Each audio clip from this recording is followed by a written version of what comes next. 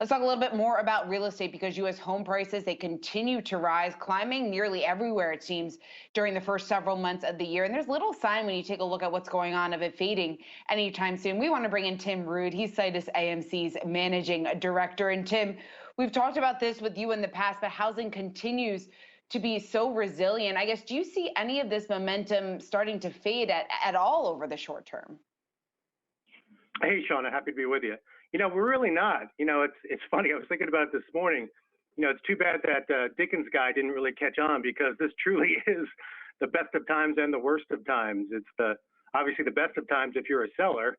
I mean, values are going up parabolic and there's unlimited demand, it seems like. But if you're a buyer, of course, you're running a gauntlet trying to figure out how the heck you're going to find a property that you can afford, and ultimately one you can get under contract.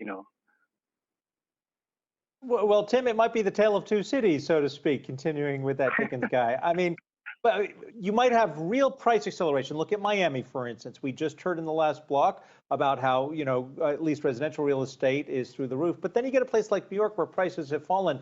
Does that attract people back to where prices might be lower, especially when you have urban centers, which have everything you would want to live in, whether it be New York or Chicago? Yeah, it's interesting. We're trying to figure out whether or not the exodus from the hot urban areas is, ephemeral, fleeting, or whether it's some sort of a secular change. My money would be on, a fleeting change. But if you're just looking at the hard data in terms of migration patterns, what's definitely clear are the states that are getting the most inflow of people, tend to be Texas, Florida, North Carolina, a little bit in Phoenix, Arizona. And the outflows are coming from, at least out of the top four, New York, San Francisco, San Jose, and LA. So Miami is certainly a benefactor of that. And one thing that those, southeast and southwest states have a lot of, which is land. So it bodes pretty well. It's sunny, it's affordable, and they've got good economies.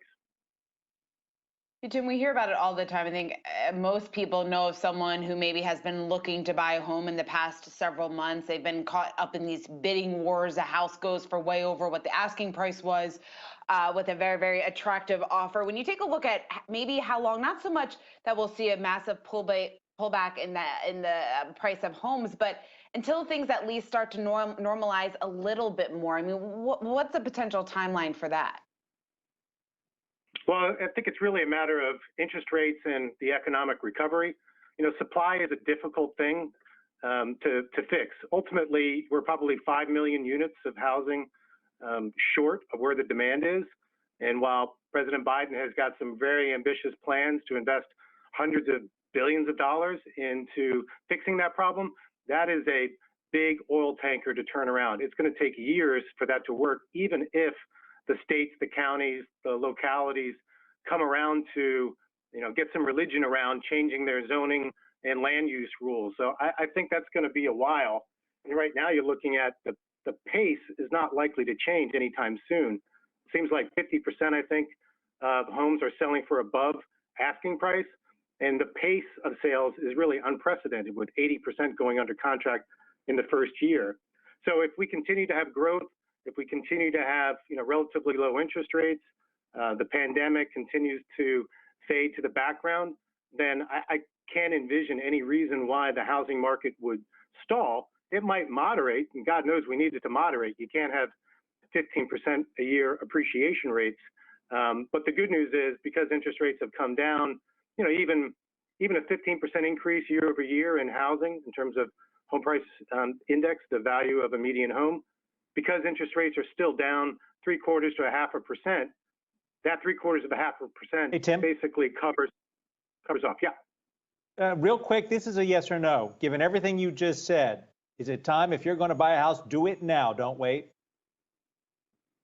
You should buy a house, but I wouldn't. No, I think obviously if you can find something that's affordable in a place that you like, you should buy it. I don't see values going down anytime soon. And the opposite in terms of rentals, particularly single-family rentals, you're not in any better shape because there's no inventory there. Occupancies are through the roof, and values are going up because the landlords have got real pricing power. All right, Tim Rood, it sounds like we have a lot to talk with you about over the next couple of months. SitusAMC's managing director, great to speak with you, and we'll talk to you again soon. Let's take a look at this sell.